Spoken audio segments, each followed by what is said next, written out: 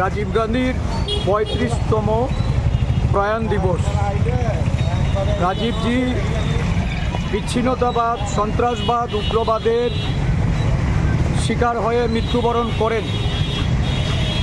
এই দিনটি সারা পৃথিবী জুড়ে অ্যান্টি টেরোরিজম ডে, সন্ত্রাসবাদ বিরোধী দিবস হিসাবে উদযাপিত হয়ে এসছে।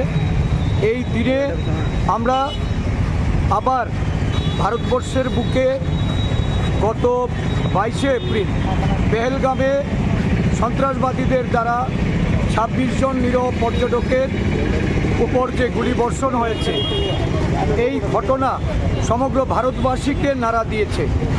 রাজীবজির এই প্রয়াণ দিবসে আমরা সকলে অঙ্গীকারবদ্ধ হচ্ছি, শপথ নিচ্ছি যে সন্ত্রাসবাদের বিরুদ্ধে যে ঐক্যবদ্ধ লড়াইয়ের কথা আমাদের মল্লিকার্জুন খার্গেজি, রাহুলজি বলেছেন, এই লড়াইটাকে এগিয়ে নিয়ে যেতে, এই লড়াইয়ে ঐক্যবদ্ধ সমস্ত দেশের আমাদের ভারতীয় নাগরিকদের এবং আমাদের রাজ্যে বিচ্ছিন্নতাবাদের বিরুদ্ধে, বিভেদকামী শক্তির বিরুদ্ধে যে লড়াই, এই লড়াইয়ে আমরা জাতীয় কংগ্রেস দল সকলে মিলে মিশে আমরা এই লড়াই করার জন্য আজকে অঙ্গীকার নিয়েছি।